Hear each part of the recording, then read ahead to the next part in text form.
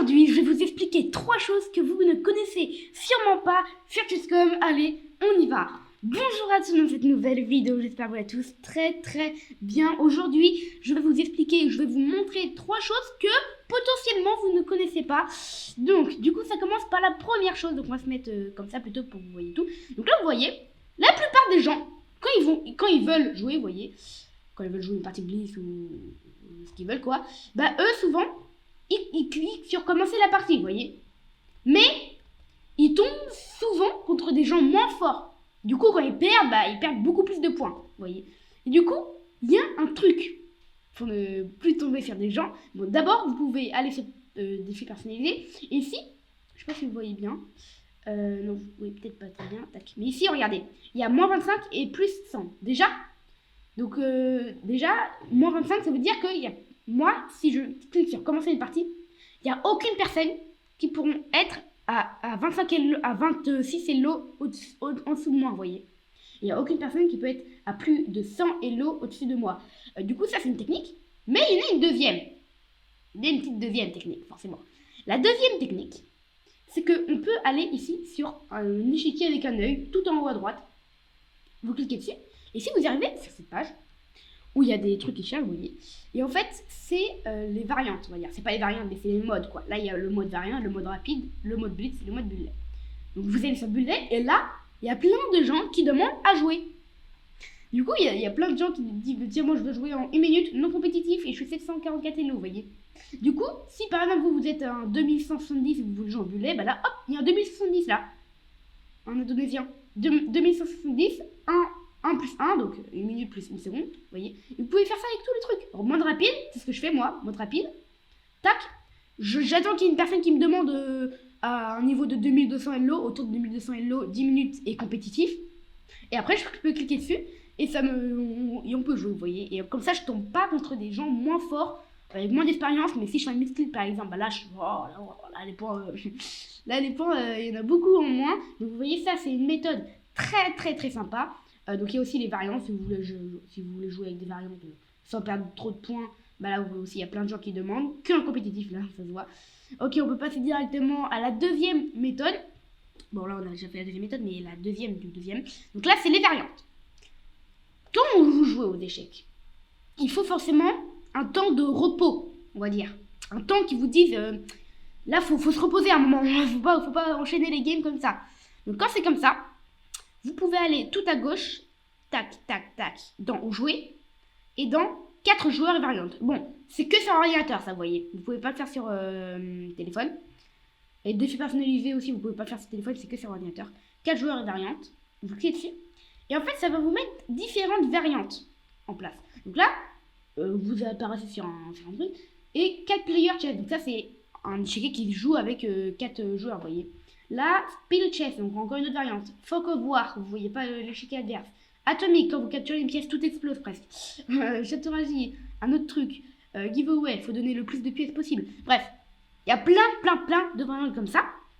Et si vous connaissez pas, bah c'est le truc ultime en fait pour se reposer. Bah, par exemple, vous enchaînez les games, vous vous dites bon, j'ai un peu besoin de... Bon, le bullet, j'ai pas trop envie de faire une game parce que si je perds, ça va me dégoûter. Le blitz aussi. Le mode rapide, c'est encore pire, comme moi par exemple. Bah dans ces moments-là, moi je joue à ça. Pour rester quand même dans l'univers des échecs, mais en même temps se reposer un peu, pas trop. Et comme ça, les élos, on s'en fiche un peu quoi. Vous voyez, c'est juste pour un peu se calmer et s'amuser un petit peu quoi. Vous voyez, quoi des halves, des chess, faut mettre un canard au milieu et personne ne peut bouger la pièce où est le canard. C'est chess, faut mettre les pièces où vous voulez. Cette chess c'est bien. Il y a horde aussi, vous voyez, où il y a toute une horde de pions contre une petite ligne. Double chess, bref. Et du coup, il y a plein de trucs. Il y a des plateaux qui jouent à 4, des plateaux qui jouent à 2, pas de 3, mais 4 et 2, ouais, il y en a plein. Ok, on peut donc faire la troisième méthode. Du coup, la troisième méthode, ça peut se rimer à quand je vous dis de travailler beaucoup les ouvertures. Bon, je vous dis travailler beaucoup les tactiques et les finales et surtout les ouvertures. Bah, il y en a qui se disent, bah ok, oui, t'es gentil, mais les ouvertures, comment je peux faire? Bon. Il y a une solution qui est d'apprendre les ouvertures avec le Chessable, ce que je fais moi, c'est plus pro on va dire que d'apprendre avec Chess.com, mais c'est payant, vous voyez, c'est pas illimité non plus quoi. Alors que Chess.com, avec je me doute les chests là. C'est, bon les chests je ne vais pas vous montrer parce que je connais pas trop, mais Chess.com je connais. Donc c'est tout en bas pour apprendre les ouvertures. Vous allez dans plus. Bon vous pouvez aller aussi dans... Il y a un autre truc aussi pour voir les ouvertures. Il y a apprendre et plus. Bon je vais dans plus. Hein. Et on clique ici tout en haut dans ouverture. Et là ça va vous donner cette page où il y a plein d'ouvertures, vous voyez.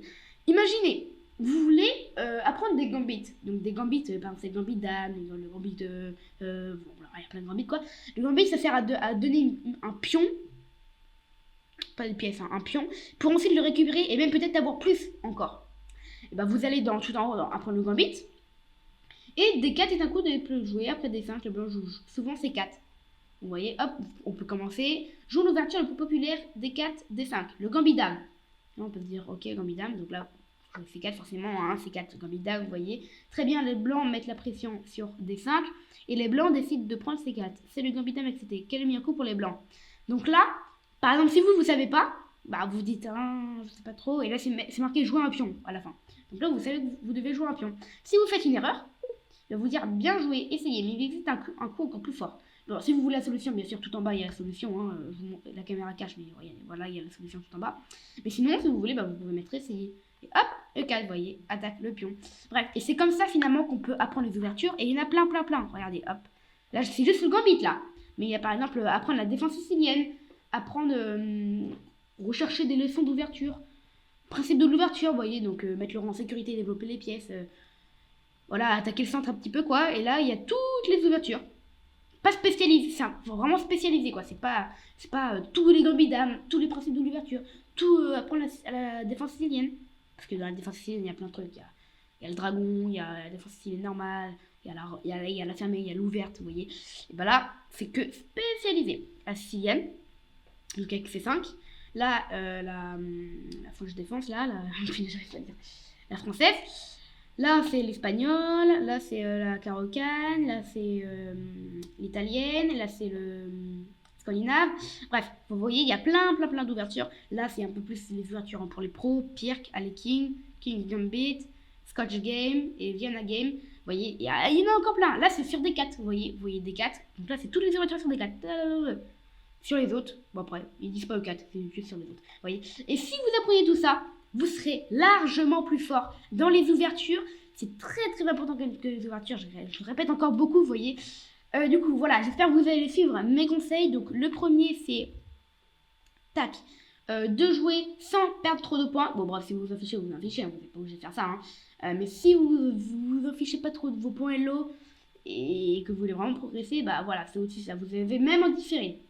Vous avez même des gens qui proposent en différé, vous voyez. Sinon, deuxième, bah, c'est les variantes. Mais ça, c'est plus pour se reposer et pour pas enchaîner les games non plus et perdre et faire que perdre. Donc ça, c'est bien aussi. Et l'ouverture, les ouvertures, c'est... Allez, j'ai l'impression que c'est le premier truc à bien faire. Et après, c'est défis personnalisés. Et ensuite, c'est les variantes qui sont moins importantes, mais qui sont quand même là.